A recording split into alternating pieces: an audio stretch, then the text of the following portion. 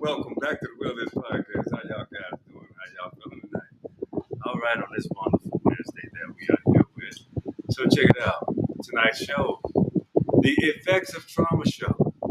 We're going to discuss a breakdown of how trauma actually begins and where it starts. A lot of people don't even understand that the amounts of trauma that they experience actually starts in their childhood. We're not going to start just that fast, just yet. But how y'all guys doing? How you feeling on this Wednesday going into Thursday? Whew, this has been a dragging fucking week, I tell you. It's been a long one already. And then outside job and the effects of things. I'm on call. So I have to wait a little later, make sure it's a little quiet, make sure I can do the shows the way I need to do the shows with no interruptions whatsoever. So check it out, man. The show tonight, the Effects of Trauma Show. Yeah, we're gonna dig a little bit into our psychological weeds. You dig? How we do that? First of all, we got to take ourselves back. We got to take ourselves back to places where you were most vulnerable. And I promise you, in every aspect, that's your childhood, most likely. The problem is you couldn't defend yourself. You didn't have a way of expressing yourself properly due to lack of knowing even how to do so. So, luckily, you have siblings that teach you, whether good or bad, the aspects of how to deal with yourself. We all have siblings. They all become your closest friend in the different aspects and points and times in your life. And sometimes your siblings are the ones that cause you the most trauma. Oh, it's true. Well, the only way, I could tell you these things because I had three sisters and a mother. I'm the only son. And are they proud? Have they always expressed that they were proud of me and that they love me so much and all of these things? Of course they did. Yes, they did. I think they loved me so much it was almost obsessed with a little bit sometimes. Yeah, I love them too. But sometimes when you grow up in reservation life, particular circumstances, and how life affects you differently. Family in the South. I don't know how people grow up in the West, in the North, in the Mid. I know about the Midwest because it's like the South. I know what that's like. If you from Chicago, Cincinnati, Cleveland, the big city populated black areas up there, the indigenous population, the aboriginal populations up there, because we have to understand how to properly call ourselves now because we know what the fuck it is. So anyway, check it out. Understanding that family meant everything as the dark and melanated complexion people because they said we got to stay together. No matter what, we got to stay together. So they turned our paradise into a prison. See, the thing is, if you look at every landmass, the original melanated, copper color complected person was in place where they most likely still are today. But if you are the lighter complected, if you look at everything from a north to south, fuck east, west, fuck left, right, look at the north to the south, look at the balance of the equator, and you look at the type of people that exist on those lands and bounds. And if you have to take it back to where the whole world was connected in Pangea, right? Well, when we separated, you think everybody just was in Africa and they existed everywhere else. Like, what the fuck kind of truth you want to believe? That shit is not true and can't be true and can't even be possibly true. If all people are in Africa, when the continent split apart, we existed all over the motherfucking world. All over the world. And it is records of it. Particularly in Russia, Vladimir Putin, when he wanted to piss off all of Americans and say, "Oh, y'all praise this white ass Christ," but what about these icons that we have that were multiple Christ, there were multiple Christ entities or had Christ consciousness? You see, and then the most disgusting perspective of it all is you'll say there's one Christ, and you're going to paint him white, and it's going to be deemed. And you don't even know the history of your own Christ, huh? Well, let's talk about uh, 325 AD, Council of Nicaea, where 318 bishops got together and said, "Hey, we need this Christ." Everybody couldn't read. Reading and all of these things was a luxury in those particular point of times. Everybody didn't have the type of luxuries that we have today to learn. And you can damn near look on your phone and Google just what the fuck I'm saying right now. 325 AD, Council of Nicaea. And guess what? In 336, they killed Bishop Arius. Bishop Arius was a Libyan. And he said, "How dare you ever say there's one Christ?" Well, Constantine said, "Well, the people need something to believe in." Well, how about you teach them the truth? Well, well, well. It sound familiar? They don't want you to know the truth. They don't. They want you to search for the truth yourself. They want you to go. They want you to never ever think that you are your own immaculate conception.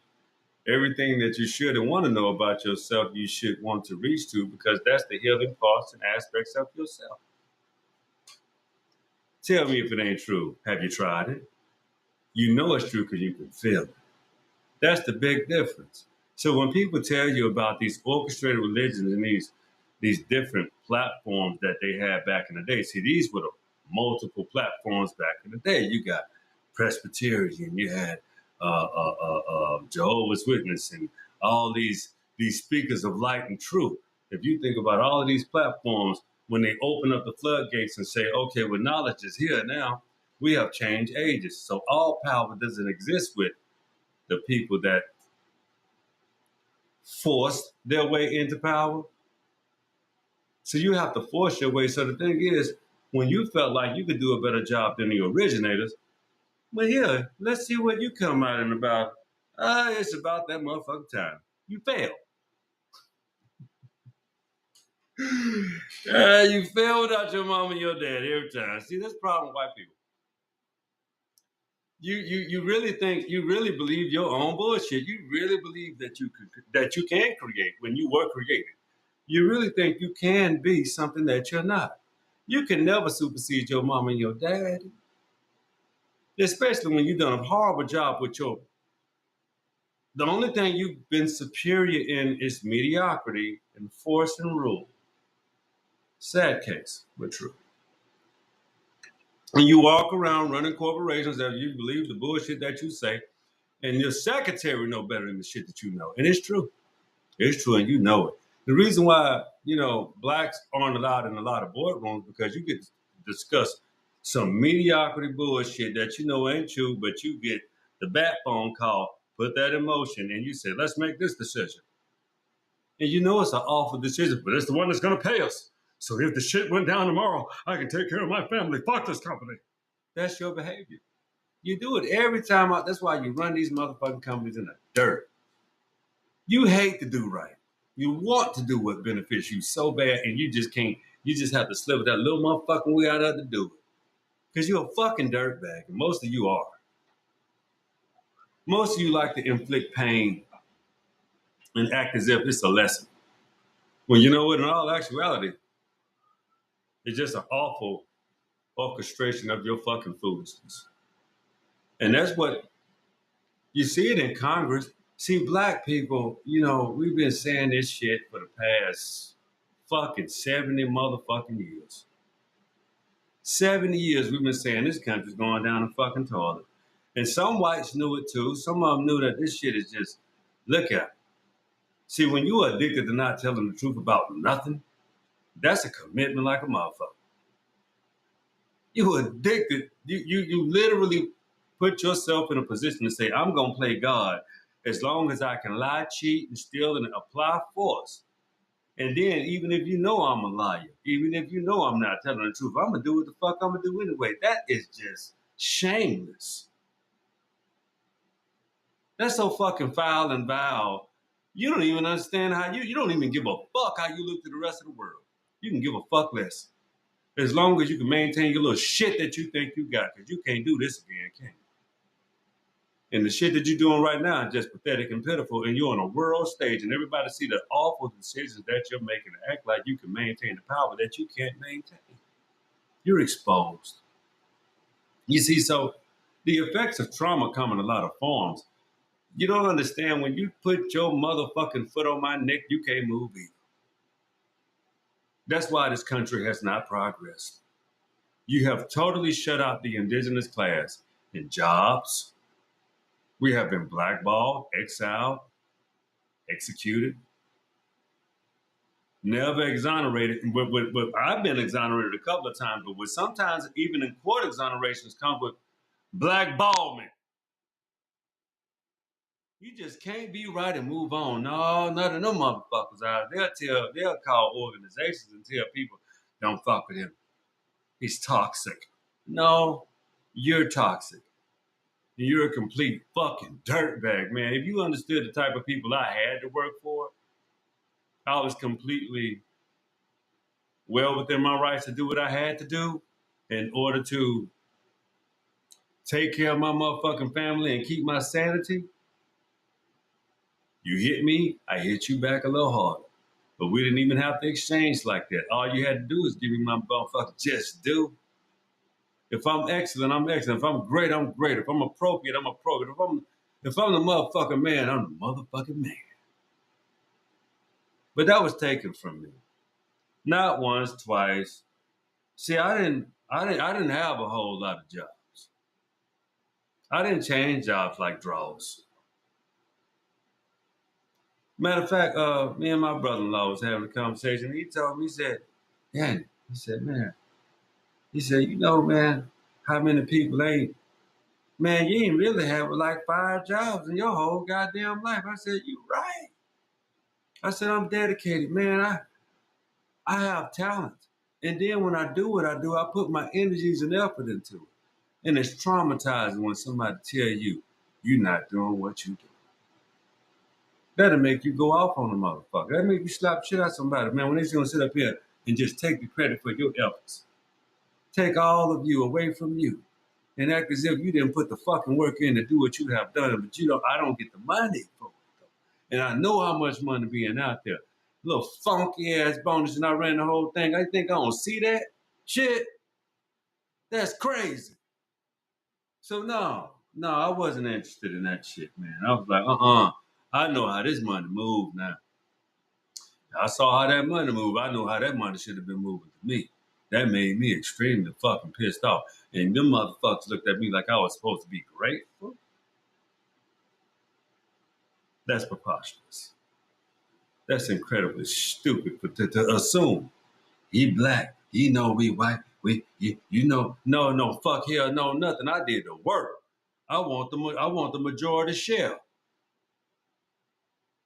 I want the majority share. I want it all. I want what the fuck I'm earning. I did the fucking work. I want the fucking money too. You don't tell me that shit. Well, look how y'all act when y'all don't get y'all goddamn money. Think you ain't finna get mine?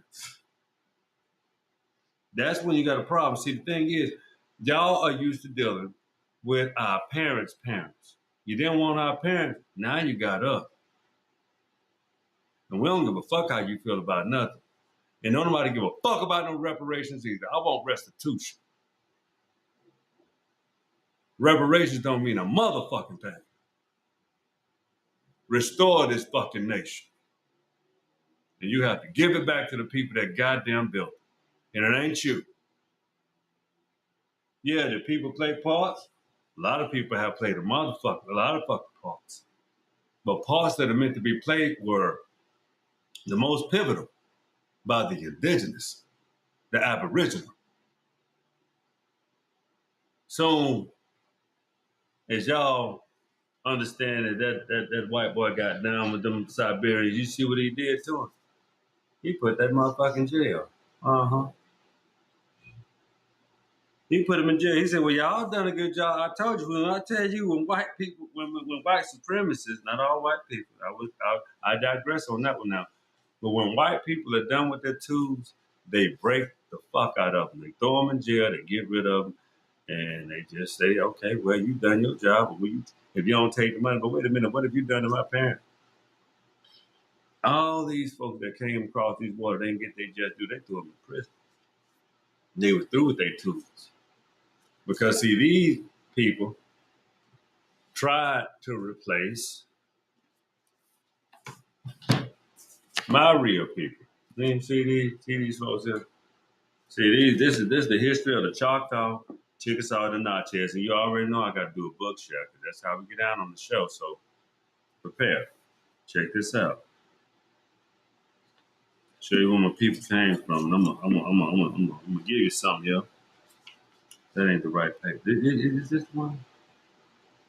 Tuscaloosa. Yeah. Oh, okay. Yeah. That's right. A high wall surrounded the town, made of immense trunks of trees, close together and deep in the ground, and made strong and heavy cross timbers, interwoven into large vines. The thick mud plaster, resembling handsome masonry, concealed in woodwork, while portholes were abundant together and with towers capable of holding 8 men each in a distance of 18 spaces apart. There were 2 gates leading to the town, one to the east and the other to the west. De Soto de Tuscaloosa were, were imported into the great public square with songs and chants and the dancing of beautiful Indian girls. Their linemen, from their horses, were given a seat under the canopy of state, having remained at the seat of a short time. Tuscaloosa now requested that he should no longer be held in a hostage, to while De Soto gave no need. The indignant chief at once arose and walked off with an independent attitude to where a group of the warriors stood. De Soto had sacredly recovered a group of the warriors stood. No. Recovered from his surprise at the independent conduct of Tuscaloosa. When Jean Ortiz followed the chief and stated that the breakfast awaited him at De Soto's table, but he refused to return and added, if the chief knows what is best for him, he will immediately take his troops out of my territory. And at the junction of De Soto secretly sent the word to his men to prepare for the attack.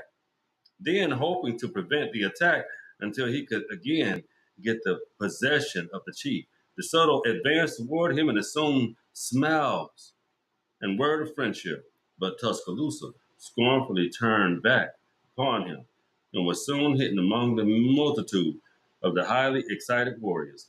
Just then, a warrior rushed out of the house and denounced the Spaniard as robber, murderer, declared that they should no longer impose on their chief by holding him as prisoner. His words so enraged Bastarda Galagars that he cut the warrior in twine with one step in a broadsword. And the right sleight of the slave warrior, the Choctaw, and the defiant warrior swooped upon the rushing in De Soto and his men. De Soto placed himself at the head of the men, and De Soto, fighting and retreating, slowly made the way out of the town on the plains and continuing to retreat until he reached a considerable distance upon the plains. And in the meantime, the troops rushed and secured their horses, which had been tied outside of the walls. The Choctaws at once knocked the chains off the hands of the feet of the Indian prisoners, and De Soto brought with him, and given with the weapons that bayed and made, and them bayed with him that helped destroy the petrified strangers. And at the first rush, the Choctaws killed 5 of the Spaniards who had been left outside of the walls and was loudly exulted, hold on, excluding over the sweeping good fortune and the dense massy before the gates. At that moment, De Soto and his cavalry closely followed his infantry and made fearful charge upon the disordered mass of the Choctaws, who were still on the outside of the enclosures and where terrible slaughter was drove back into the town. Immediately, the Choctaws rushed to the portholes in the town and hurled clouds of arrows and spears, and the Spaniards again drove them from the walls. Seeking the Spaniards again retreated, and the Choctaws rushed through the gates and fiercely attacked the Spaniards, fighting them from hand to hand and face to face. You understand my people was some motherfucking maniacs, goddammit. They weren't playing with no goddamn. That's the attitude that I still have because I'm a Choctaw. Mama, daddy is a Choctaw. You understand? So the effects of trauma, when I understand when people of other nationalities come here acting as if I'm not who I am and you act like you can replace me as if you thought you were here before me as a mound builder, I will probably say, fuck you. Anyway, how long we been on? That's 21 minutes. This is the show tonight. I love you guys, and I appreciate you tuning into the Will This podcast. I had to get this show off my chest because the effects of trauma are extremely serious. Yeah, it does happen as a child. Yeah, we have perpetuated a lot of evil amongst each other that we should really stop. The one thing you can do to heal yourself is be honest with yourself. Be truthful with you and live another day, the next day, to renew. Be cool, be precious, and be okay with yourself. Renew situations that are necessary.